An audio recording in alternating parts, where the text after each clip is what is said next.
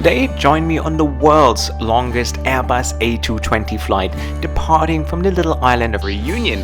And today we are covering almost 5,000 miles over the Indian Ocean, taking the jet to its absolute limits.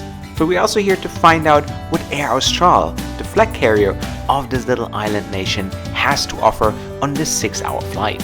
So let me take you from the Paradise Island to India's worst airport on a very special flight.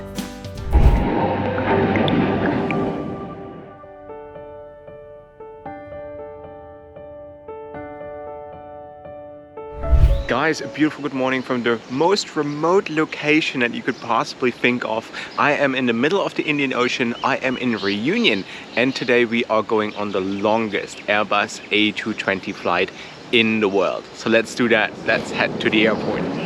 Hey, to the airport? Yeah. Reunion is a French overseas department with a population of almost 1 million people. Even though Paris and the island are separated by almost 10,000 kilometers, it feels like you're in France. The official currency is the euro, everyone speaks French, and even your European SIM card works here perfectly fine. But to be quite frank, given it's a tourist destination, nobody seems to speak English. People are constantly annoyed if you ask or demand what you paid for, and they will snap on you. In French, of course. However, the island offers some stunning nature and scenery, and luckily those mountains never adopted the attitude of their colonizer. No pun intended, when your main source of income is tourism and you like their money so much, at least try to make them feel welcome. So guys, and here we are, right in front of the airport here in Reunion, which is named after the French aviator and World War I pilot Roland Garros. Let's go inside, let's check in. To Chennai? To Chennai. Chennai, yes. It's counter number 18. 18, right over there. Cheers, mate, thank you. Hi, how are you? Hi, thank you. So I give you your receipt, your boarding pass, and your card for the lounge. Okay. So the code 0903. You need a code. Oh, you need a code to get into. Yes, you need a code. Learning something. Call you for the boarding departure, gate number 3. Have a nice flight. Thank you. I got everything. Got the boarding pass. Got this. You have my luggage. All good. Thank you very much. Merci. This way, right? Yes. Awesome. So all checked in for the Air Austral Airbus 220 experience, the longest in the world. Now let's go and check out the Air Austral lounge here at Reunion. After checking in, I was given a lounge invitation which had a special PIN code on it, so I was able to enter the lounge, something that I haven't seen before, but probably a good way to keep unwanted guests away. The airport handles roughly 2.5 million passengers annually, and its busiest route is to Paris. The lounge, however, was fabulous, spacious and bright. It features a little snack corner with a coffee machine and even alcohol if you desire. Overall, given that Air Austral is a rather small airline, their lounge is perfectly fine. But it was then time to board my flight to Chennai, which operates twice a week. You're probably also wondering how much I paid for the trip. Well, a one-way ticket from Reunion to India costs 750 euros in business class, which I think is a very reasonable price.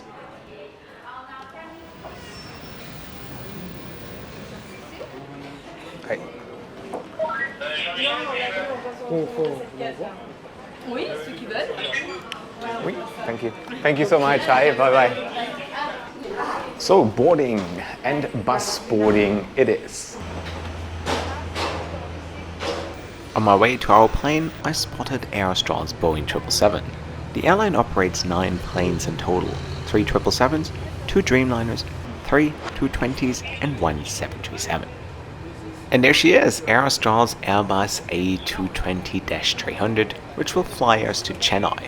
The plane was delivered to the airline in late 2021 and features 132 seats, of which 12 are in business class. So let's get on board and let's check out the cabin. For you, Hi. supply free Priya. for Right you. there. Just Thank you. here. So guys, and here we are, welcome on board the longest Airbus A220 flight in the world. And my first impression of the cabin, it looks neat, it looks clean, it looks nice. Crew has a huge smile on their face as well. We got 12 seats in a 2-2 configuration. Welcome drinks are on their way as well. So very much looking forward to see what the service is like, what the catering is like. And yeah, but allow me to give you a quick little seat tour. My first impression of the cabin was wow, it looks nice, bright and very clean. At my seat I found a blanket, a pillow as well as an amenity kit, which you can win today, but more about this a little later. The seat features a universal power outlet as well as a USB slot to charge your personal device. The table is kept in your armrest and there's okay storage room. The legroom however was more than enough, and every seat also comes with a footrest. However, the plane doesn't feature any personal entertainment screens and instead opted for a streaming service, which means you can connect your phone to the Wi-Fi to stream movies to your personal device. However, this service wasn't working on this flight, which left me without any entertainment options for the next 6 hours. Hey, how are you? Just get a water. Thank you. You're welcome, sir. Ils ne peuvent en aucun cas être placés dans une allée ou devant une issue. En cas d'évacuation, laissez vos bagages en. However, the safety video was shown, the engines running, and we left our parking position on time for a breathtaking takeoff out of this little paradise island. Lean back and enjoy the views.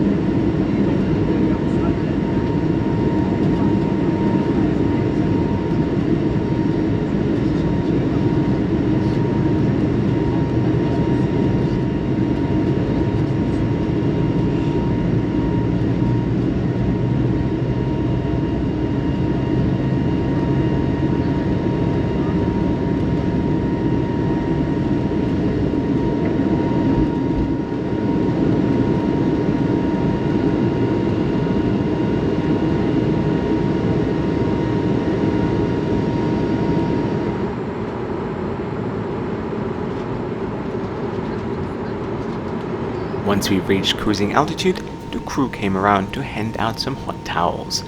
Afterwards, I tested the recline situation, which was decent as well. Once we passed the beautiful island of Mauritius, the lunch service was about to start. So let's see what we have on the menu today.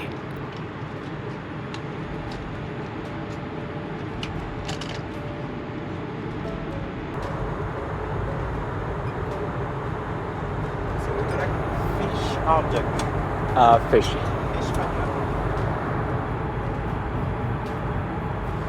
Beautiful. Thank you. Would you like to drink? A Coke, Coca-Cola, and one water. Thank you. Ice and lemon for you. Thank you. That'd be nice, yeah. So guys, and here we are, like 45 minutes into the flight, and got a hot meal in front of me. I could choose between fish and duck. I don't think I've ever been offered duck on a flight, but in terms of presentation, looks really good. Crew is really lovely. So now let's dig in. Let's see what it tastes like.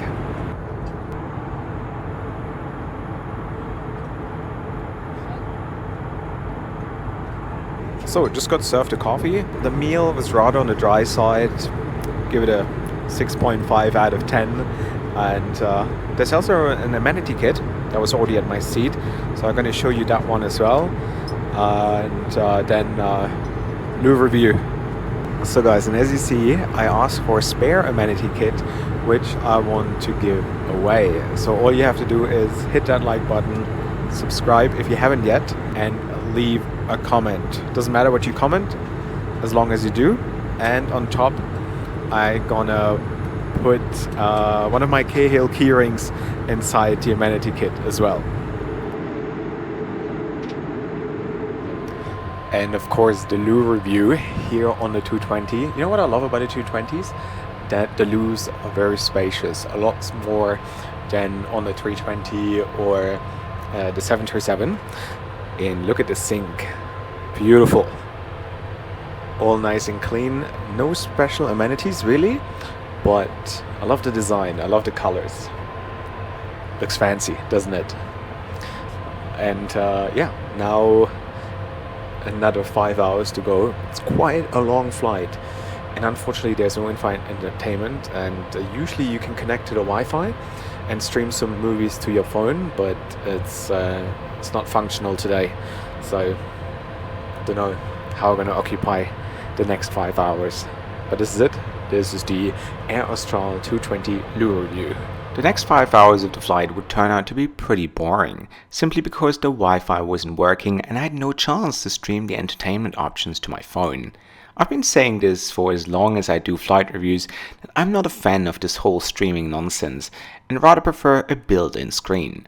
It doesn't drain your battery, not always do I travel with headphones either, so it isn't the ideal solution. But I also remember I was sharing the fact that this is the longest Airbus A220 flight in the world on my Instagram stories. And a handful of people told me to get my facts right and claimed that Riga to Dubai was a lot longer. Alright, challenge accepted. So let's have a look at the actual facts. So, in fact, Riga to Dubai doesn't even make the top 3. The flight closest to this one is Riga to Tenerife in Spain, with 4,504 kilometers, and Riga to Las Palmas with 4,451 kilometers respectively. So I assume I did get my facts right after all.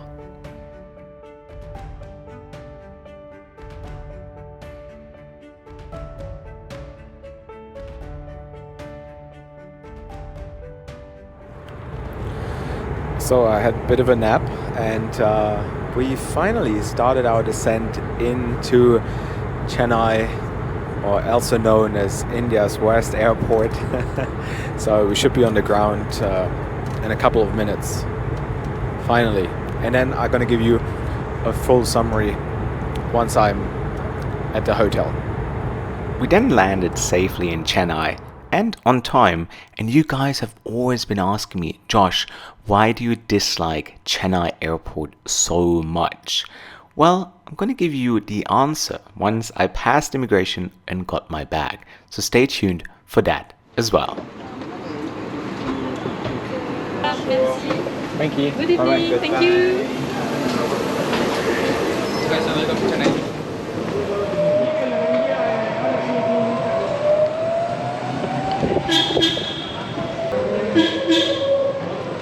So just went through immigration, and I have to say India has one of the nicest immigration officers in the world. It's always a bliss, it's always a nice welcome, and here we are.